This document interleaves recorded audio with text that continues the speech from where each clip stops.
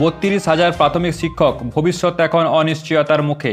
কলকাতা হাইকোর্টে চলতি মামলার শুনানিতে একের পর এক বিস্ফোরক তথ্য সামনে এসেছে। 2016 সালের প্রাথমিক শিক্ষক নিয়োগ প্রক্রিয়ার স্বচ্ছতা নিয়ে উঠেছে গুরুতর প্রশ্ন। এই মামলা নিয়ে রাজ্যের শিক্ষাক্ষেত্রে যে আলোড়ন তৈরি হয়েছে তার সমস্ত দিক বিশ্লেষণ করব আজকের প্রতিবেদনে। বিস্তারিত জানাবো কীভাবে 140 জন আবেদনকারীর একটি অভিযোগ 32,000 চাকরি বাতিলের দোরগোড়ায় এনে দাঁড় করেছে গোটা নিয়োগ ব্যবস্থাকে। চলুন শুরুতে জেনে নিই মামলা শুরুটা কিভাবে হয়েছিল। 2016 সালে অনুষ্ঠিত হয় প্রাথমিক শিক্ষক নিয়োগ প্রক্রিয়া, তবে সেই নিয়োগ প্রক্রিয়া ঘিরেই উঠে এসেছে একাধিক অনিয়মের অভিযোগ। এই মামলার গোড়াপত্তন হয় 140 জন অপ্রশিক্ষিত প্রার্থীর এক আবেদনের মাধ্যমে। তাদের অভিযোগ ছিল নিয়োগ প্রক্রিয়ার স্বচ্ছতা ছিল না, মেধা তালিকা প্রকাশ করা হয়নি, কম নাম্বার পাওয়া প্রার্থীরাও পেয়ে গিয়েছেন নিয়োগপত্র। এই অভিযোগ থেকে মামলার মোড় নেয় দুর্নীতির দিকেই। একটি সাধারণ আবেদন শেষ পর্যন্ত বিশাল এক দুর্নীতির তদন্তের রূপ নেয়। শুনানিতে রাজ্য প্রাথমিক শিক্ষা পর্ষদের পক্ষ থেকে তোলা হয় একাধিক যুক্তি। পর্ষদের আইনজীবী আদালতে জানায়, যারা মামলা করেছিল তারা প্রথমে শুধুমাত্র অপ্রশিক্ষিত প্রার্থী হিসাবে নিজেদের দাবি জানিয়েছিল, কিন্তু পরে সেই মামলায় অন্যায়ভাবে দুর্নীতির অভিযোগের সঙ্গে গুলিয়ে দেওয়া হয়েছে। এছাড়া একক বেঞ্চ সাক্ষ্য আইনের 156 নম্বর ধারা প্রয়োগ করেছে, যা সাধারণত বিচার বিভাগীয় আদালতের ক্ষেত্রে প্রযোজ্য। পর্ষদের বক্তব্য, আদালত অভিযোগের ভিত্তিতে সিদ্ধান্ত নিলেও তার পক্ষে পর্যাপ্ত প্রমাণ। এছাড়া পর্ষদ প্রশ্ন তোলে সাক্ষীদের ডাকার পদ্ধতি, সাক্ষ্য গ্রহণের নিয়ম মানা হয়নি।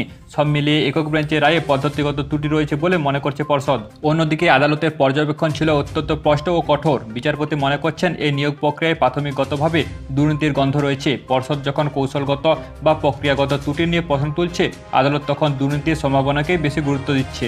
আদালতের বক্তব্য, বিশেষ পরিস্থিতিতে আদালত প্রয়োজন মনে করলে প্রাথমিক আবেদনের বাইরে গিয়েও বিষয়গুলি খতিয়ে দেখতে পারে। অর্থাৎ দুর্নীতির অভিযোগ প্রমাণ হলে শুধু আইনগত নয়, নৈতিক দায় থেকেও সিদ্ধান্ত নিতে পারে আদালত। এই মামলায় কয়েকটি বিষয় রয়েছে যেগুলিকে ঘিরে রয়েছে মূল বিতর্ক।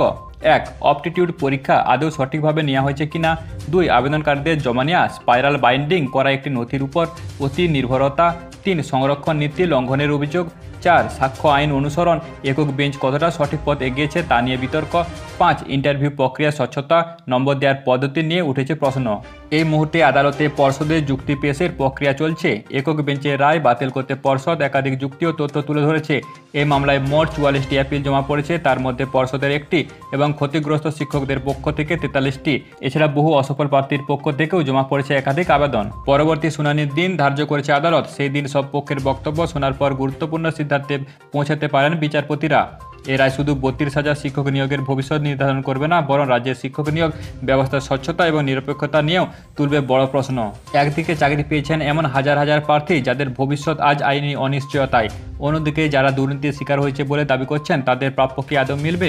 কলকাতা হাইকোর্টে এই মামলার রায় শুধু একটি নিয়োগ নয়, এক বড় শিক্ষা ব্যবস্থার দিশা নির্ধারণ করতে চলেছে। আমরা এই মামলার প্রতিটি আপডেট আমাদের সামনে তুলে ধরব। চোখ রাখুন আমাদের চ্যানেলে। ধন্যবাদ।